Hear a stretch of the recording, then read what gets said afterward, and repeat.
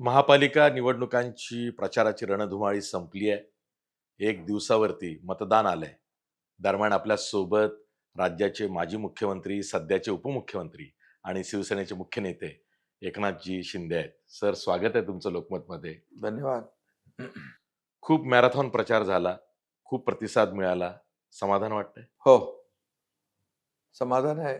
मध्ये गेल्यानंतर लाडक्या बहिणींचं प्रेम, भावांचं, मतदारांचं चेहऱ्यावरून जाणवत होतं आणि त्यामुळे प्रचार जो मॅरेथॉन झाला, त्याचं समाधान आहे. मेहनत आपण करायची असते. निवडणुकीमध्ये आपल्या उमेदवारांचा प्रचार करावाच लागतो, लोकांना भेटावंच लागतं आणि त्यामुळे लोकांची अपेक्षा असते, की एकनाथ शिंदे यावेत.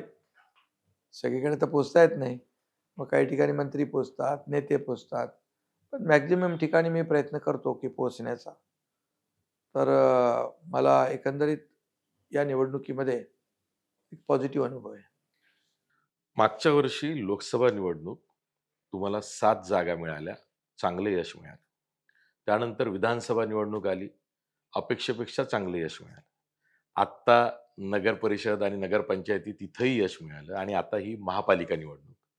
कोणती निवडणूक जास्त आव्हानात्मक वाटली? आव्हानात्मक खरं म्हणजे आपण जेव्हा काम करतो, निवडणुका डोळ्यासमोर ठेवून आम्ही कधी काम करत नाही. त्यामुळे निवडणुकीचं आव्हान आम्ही कधी घेत नाही आणि कधी निवडणुकीची भीती आम्हाला नसते. आम्ही काम करत असतो.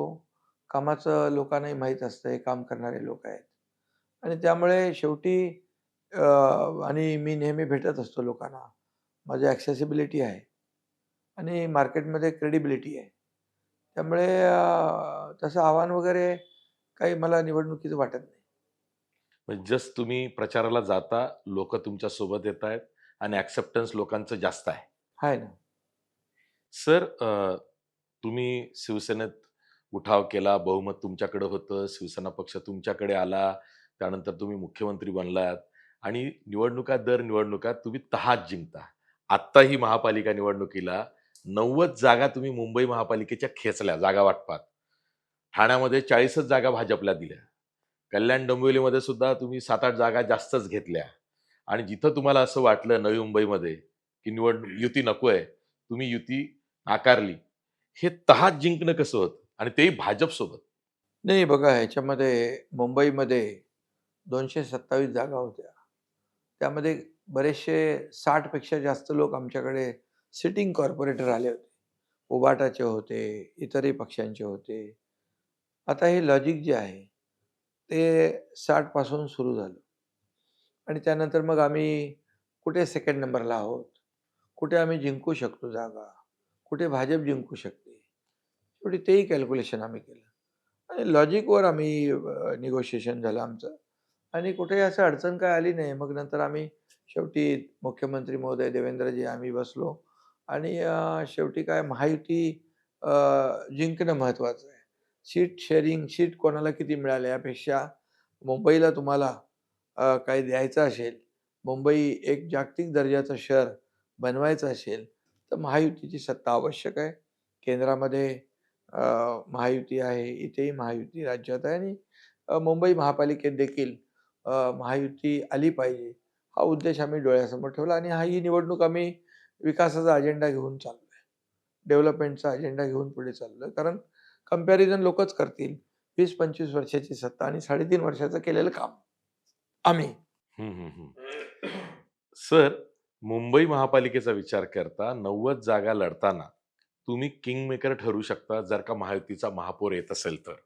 तर अशा वेळेस निवडणुकीनंतर जर का महायुतीला अपेक्षेपेक्षा जास्त यश मिळालं, साहजिकच तुमचंही यश वाढणार आहे. तेव्हा तुम्ही नव्यानं भाजपबरोबर बार्गेनिंग करणार आहात? अगोदर तर मी हे सांगेन, की आमची जी युती आहे, ती युती विचारधारेवर झालेली आहे आणि ही युती बाळासाहेबांनी, अटलजींनी, अडवाणींनी केली आहे आणि आमची आयडिओलॉजी एकसारखी आहे, समविचारी आहे. म्हणून जेव्हा आयडिओलॉजीला तडा गेला त्यावेळेस आम्ही उठाव केला आणि बाळासाहेबांचे विचार, बाळासाहेबांचं धोरणं जेव्हा त्याला तोडून जेव्हा दुसरा निर्णय झाला त्यावेळेस आम्हाला हा निर्णय घ्यावा लागला. आता एनडीएचे प्रमुख आदरणीय प्रधानमंत्री नरेंद्र मोदीजी आहेत आणि आम्ही एनडीएचे तिसऱ्या नंबरचे घटक पक्ष आहोत, पार्ट आहोत.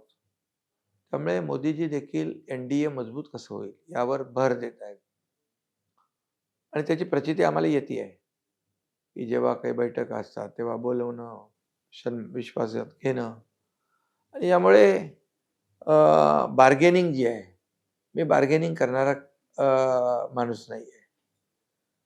आम्हाला काय मिळालं यापेक्षा आम्ही जनतेला काय देतोय, या महाराष्ट्राला काय देतो, आता मुंबईला काय देणार आहोत याच्यावर आमचा फोकस आहे. मुंबई महापालिका निवडणूक कुठल्या मुद्द्यांवरती चालली आहे असं तुम्हाला वाटतं? मुद्दे आता बघा, आम्ही विकासाच्या मुद्द्यावर चाललोय. आमचा अजेंडा विकास आहे, त्यालाच आम्ही फोकस केलाय. का तर आम्ही मुंबईत 3.5 वर्षात काम केलंय, महाराष्ट्रात काम केलंय आणि आता समोरच्या लोकांकडे मुद्दे नाही आहेत, ते काय दाखवू शकत नाहीत आम्ही काय केलं.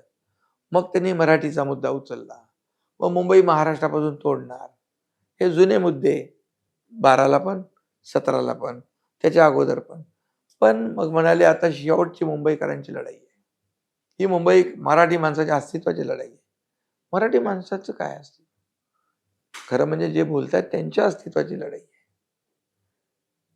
तुमचा रोख हा ठाकरेंकडे आहे.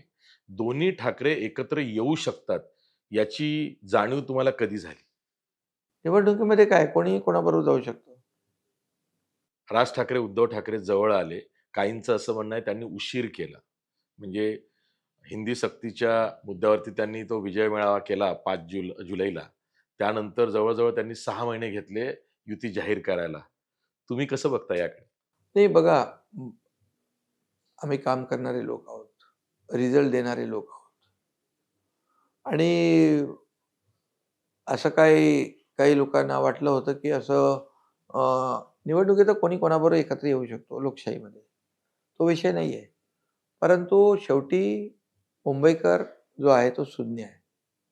आज मुंबईकराला काय आहे, ट्रॅफिकचा त्रास आहे, खड्ड्यांचा त्रास आहे, फुटपाथचा त्रास आहे, या ठिकाणी प्रवासाचा त्रास आहे.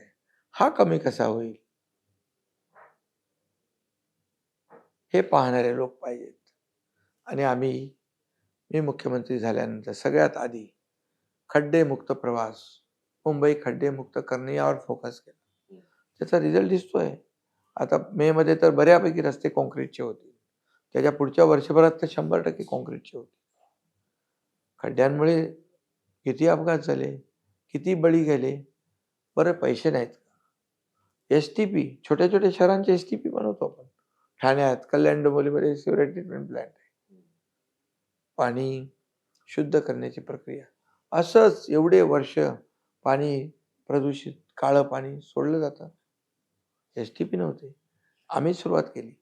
आता पुढच्या 1-1.5 वर्षामध्ये STP होतील.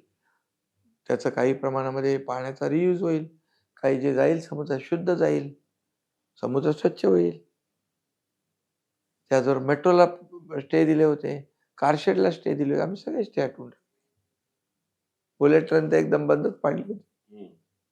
बाळासाहेब ठाकरे आपला दवाखाना मोहल्ला क्लिनिक दिल्लीचा, त्याचा अप्रूप लोकांना वाटायचं. पण आज आम्ही स्लमच्या बाजूला बाळासाहेब ठाकरे आपला 250 केले. तात्काळ माणूस जातो, थंडी ताप आला औषध घेतो आणि घरी येतो. का नाही सुचलं, का नाही केलं, हे करायला पाहिजे होतं ना. सर, तुम्ही आता हे सगळं बोलताय, जेव्हा तुम्ही शिवसेनेतनं बाहेर पडलात मुंबईकर मुंबईच्या बाहेर फेकला गेला कुणामुळे, SRA प्रकल्प रखडले, बाहेर गेले, भाडं नाही ना घर नाही. आम्ही ते 17,000 घरांचा मुद्दाम सांगतो, 17,000 घरांचा रमाबाई आंबेडकर नगर घाटकोपरचा प्रकल्प पुढे नेतोय. 20 वर्ष एका बिल्डरने तो रखडवला. आम्ही आता SRA आणि मेंबर डे करते. 160 कोटी भाडं दिलं त्यांना आम्ही. आता तो प्रकल्पाचं काम सुरू झालं. असे मुंबईतले 17 प्रकल्प मोठे क्लस्टरमध्ये करतोय आम्ही. बाळासाहेबांनी तेव्हा सांगितलं होतं ना, 40 लाख लोकांना घरं मोफत. काय केलं? सर, फास्ट डिलिव्हरी सरकारकडनं झाली पाहिजे, अशी लोकांची इच्छा असते. हे तुमच्या लक्षात आलंय. आलंय म्हणून आम्ही डिलिव्हरी फास्ट करतो. म्हणून तर हे सगळं फास्ट बघतोय आपण. सर, मुंबईचा विकास करायचा आहे. मुंबईमध्ये आज मेट्रो, त्यानंतर कोस्टल रोड, अटल सेतू, बाकीच्या गोष्टी आहेतच. पण जो मुंबईकर, सर्वसामान्य मुंबईकर आहे, याच्यासाठी ठाकरे बंधूंनी सुद्धा त्यांचा प्लॅन आणलेला आहे, वचननामा दिलेला आहे आणि त्यांनी सुद्धा एक स्वप्न दाखवलेलं आहे, की मुंबईमध्ये जगणं आम्ही सुसह्य करणार आहोत सर्वसामान्य मुंबईकरांसाठी. त्यांचा फोकस हा मराठी माणूस आहे. तुम्ही मराठी माणूस जर का ठाकरे बंधू फोकस करत असतील, तर तुम्ही कसं बघताय? आम्ही काय मराठी नाही का? मराठी माणूस फोकस करता, तर मराठी माणसासाठी तुम्ही काय केलं? मराठी माणूस का उद्ध्वस्त झाला? का गेला बाहेर? का फेकला गेला? आम्ही आता त्याच मराठी माणसासाठी हे सगळं करतोय. SRAचे रखडलेले प्रकल्प मार्गी लावतोय. का तुम्ही एखाद्या डेव्हलपरला सांगितलं नाही, 15 वर्ष तू काम करत नाहीस? त्याला का काढून टाकलं नाही? का ते प्रकल्प पुढे नेला नाही? ते काम आम्ही करतो. प्रधानमंत्री आवास योजना चालना, हाऊसिंग फॉर ऑल त्यांची घोषणा आहे. त्याला आम्ही चालना देतोय. तुम्ही गिरणी कामगारांना घरं दिली एकतरी? आम्ही 12,000 लोकांना घरं दिली.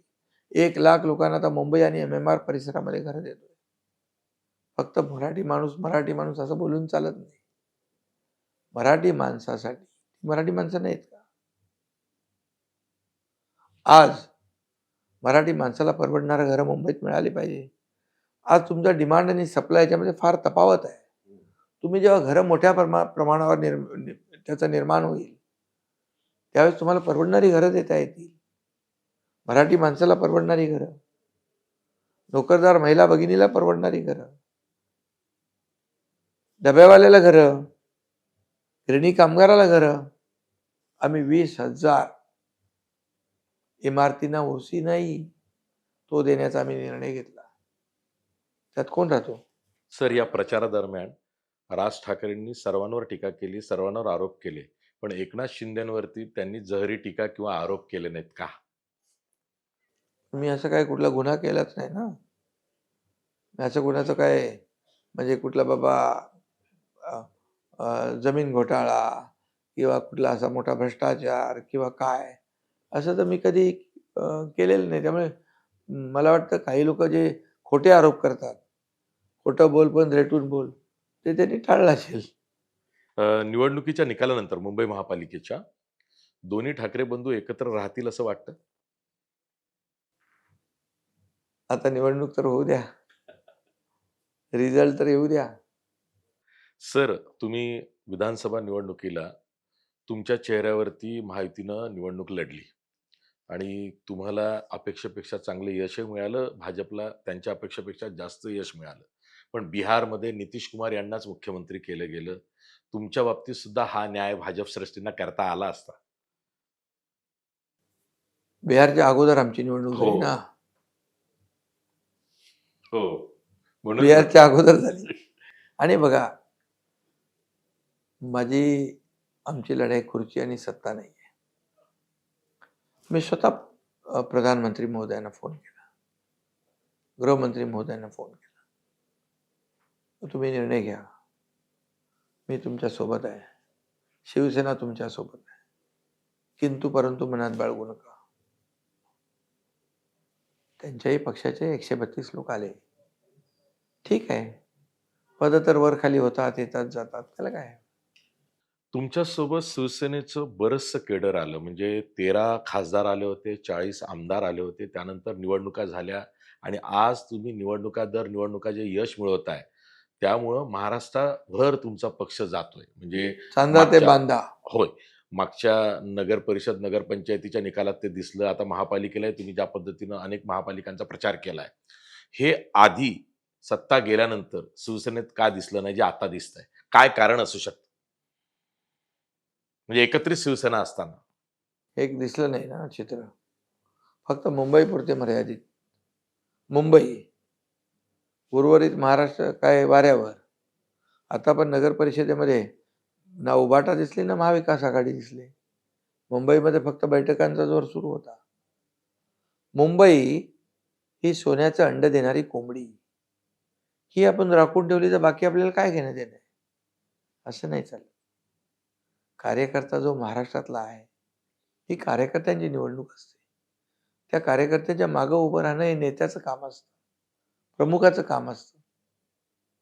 ते केलं तरच पक्ष मोठा होतो. मी कार्यकर्ता म्हणून काम करतोय. मी मुख्यमंत्री होतो तेव्हाही कार्यकर्ता म्हणून काम केलं, आजही कार्यकर्ता म्हणून काम करतोय. माझ्या डोक्यामध्ये पद जात नाही. सर, तुम्हाला असं वाटतं की एकनाथ शिंदे यांचं पॉलिटिकल ॲक्युमन किंवा राजकीय शहाणपण हे अनेकांना आधी जोखता आलं नाही, जे भाजपनी जोखलं? काही लोकांनी एकनाथ शिंदेला ओळखलं नाही. मी सत्ता आणि खुर्चीचा लालसा नाहीये मला. मी तेव्हाही काय सांगत होतो, जे मॅन्डेट जनतेने दिलंय आपल्याला, शिवसेना भाजपला, आपण त्याच्या विरुद्ध जाऊन निर्णय घेतला तर झालं. कोणी कोणाला फसवलं, कोणी कोणाला, यांनी फसवलं का त्यांनी फसवलं, विषय सोडा. आपण युती करूया. पण त्यांनी 5 वर्ष सत्तेत राहण्याचा विचार त्यांचा पक्का होता आणि इकडे शिवसैनिकांचं खच्चीकरण होत होतं. शेवटी आपण एक विचारधारा, समान विचारधारा, हिंदुत्वाची विचारधारा, बाळासाहेबांची विचारधारा घेऊन पुढे आलो. सर, ठाणे, कल्याण डोंबिवली, उल्हासनगर हा जो तुमचा गड आहे आता, तो तुम्ही भाजपसोबत राहून सोडू पाहत नाही आहात. तुम्ही तिथे ज्या पद्धतीनं तह केलेत किंवा आता ज्या पद्धतीनं निवडणूक लढताय, तुम्ही हे ठरवलंय की मुंबईमध्ये सुद्धा मी आहे आणि ठाण्यामध्ये सुद्धा मी आहे. भाजपसोबत राहून हे कसं शक्य होतंय? बघा, जिथं भाजपसोबत म्हणजे राहून शक्य होतं म्हणजे काय तुमचं म्हणण्यात? म्हणजे त्याच भाजपनी अजित पवारांच्या राष्ट्रवादी काँग्रेसला सांगितलं, की आम्ही तुमच्यासोबत युती करणार नाही. आम्ही मात्र शिवसेनेबरोबर युती करणार. आणि मुंबई, ठाणे, कल्याण डोंबिवली युती झाली. झाली जिथं ना. तुम्हाला नको होती, तिथे तुम्ही नाकारली. नवी मुंबईमध्ये. नाही ना, बघा, आम्ही तिथं पण पुढाकार घेतला होता. मी स्वतः बोललो होतो आणि जे आमचे लोक त्यांचे लोक बसले होते. 50 आमदार आमच्या सोबत आहेत आत्ता, आणि तुम्ही 20 जागा द्यायला जर तयारी दाखवली, तर कशी होणार युती? मी त्याच मुद्द्यावर येतो सर, नवी मुंबईच्या. गणेश नाईक गेल्या 3 वर्षापासून सातत्यानं तुमच्यावर टीका, कधी आरोप आणि आता तर बेछूट आरोप करतायत, असं तुमचंही मत असू शकेल. पण तुम्ही फारसे रिॲक्ट होत नाही आणि त्यांच्या पक्षातून म्हणजे भाजपमधून सुद्धा त्यांना समज दिली जात नाही. एवढी अगतिकता गणेश नाईक का दाखवतायत? एकही संधी तुमच्यावर आरोप करण्याची ते गेल्या 4-5 दिवसात सोडत नाहीयेत. मला त्याच्याशी काही घेणं-देणं नाही आहे. माझा फोकस मी कामावर ठेवलेला आहे. मी 3-3.5 वर्षे आरोप सहन करतोच आहे ना. मी मुख्यमंत्री झालेला, एक शेतकऱ्याचा मुलगा, गरीब घरातला मुलगा, कार्यकर्ता मुख्यमंत्री कसा होऊ शकतो? अशी पोटदुखी किती लोकांना आहे? त्याचे आरोप मी सहन करत येतो, इथपर्यंत चाललोय ना मी. त्यामुळे या आरोपांना मी उत्तरही देत नाही, त्याच्याकडे बघतही नाही. माझा फोकस मी फक्त डेव्हलपमेंट आणि माझ्या कामावर ठेवलेला आहे. त्यामुळे जेवढे माझ्यावर आरोप होतील, तेवढी जनता माझ्यासोबत येते. नवी मुंबईमध्ये मोठं आव्हान पहिल्यांदा एकनाथ शिंदेच्या रूपात गणेश नाईकांना दिसल्यामुळं ते अगतिक झाले आहेत. होऊ शकतं. मी तर काम करणार आणि निवडणूक लढवतोय. त्यामुळे कार्यकर्त्यांचा प्रचार करणार, उमेदवारांना भेटणार, उमेदवारांचा प्रचार करणार, लोकांना भेटणार. ते तर करणार ना. सर, मुंबई महापालिका निवडणुकीच्या नंतर तुम्हाला तुमचा जो पक्ष आहे शिवसेना, त्याची नव्यानं बांधणी किंवा नव्यानं वेगळा विचार हा करावासा वाटतो, जर का ठाकरे बंधू एकत्रच राहिले तर? बघा, शेवटी मी पुन्हा एकदा सांगतो, कोणी कुणाबरोबर एकत्र येतो, येऊ शकतात. शेवटी कार्यकर्ता पक्ष वाढवत असतो. त्याच्या मागे उभं राहण्याचं काम आपल्याला करावं लागतं आणि त्याच्यात सातत्य पाहिजे. सातत्य असलं पाहिजे.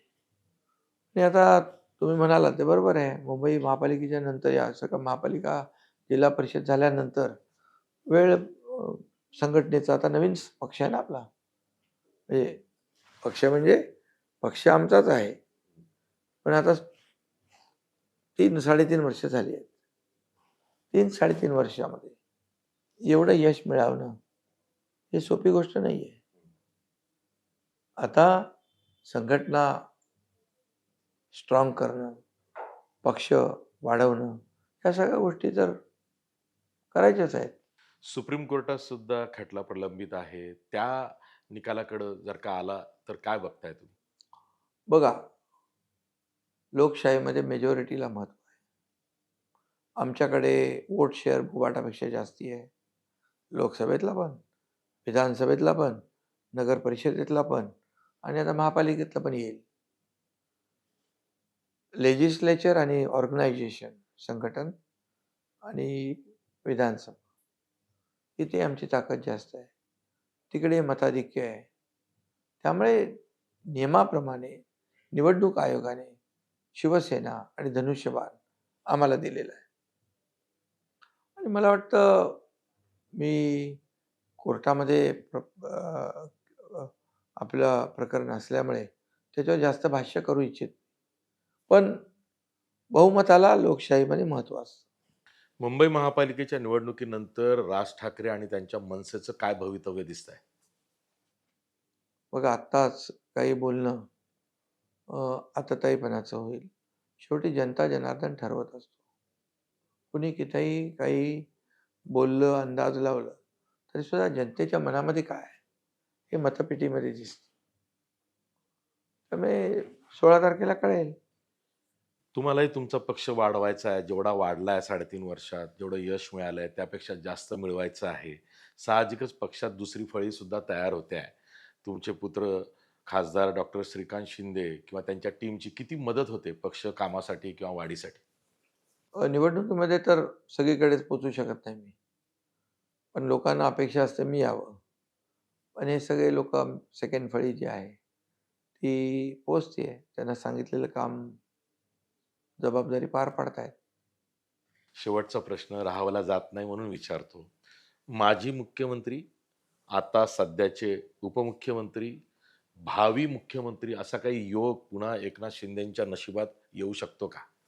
मी आधीच सांगितलं, की खुर्ची आणि सत्ता याची लालसा मला कधीच नव्हती. आज मला एवढंच समाधान आहे, जे 2.5 वर्षात मी मुख्यमंत्री म्हणून काम केलं. त्यामध्ये खूप काम करता आलं. या महाराष्ट्राची सेवा करता आली. लाडक्या बहिणींसारखी योजना मला करता आली. अनेक योजना आणि अनेक रखडलेले प्रकल्प आम्ही टीम म्हणून पुढे नेले. टीम म्हणून आम्ही पुढे नेले. आणि समाधान याचं आहे, की लाडकी बहीण योजना, या लाडक्या बहीण योजनेमुळे या महाराष्ट्रातल्या तमाम लाडक्या बहिणींचा मी एक लाडका भाऊ म्हणून एक ओळख मला मिळाली. हे सर्व पदांपेक्षा मोठी असं मानणारा मी कार्यकर्ता आहे. सर, तुम्ही वेळात वेळ काढून ही मुलाखत दिली त्याबद्दल लोकमतच्या वतीनं आभारी आहे. धन्यवाद.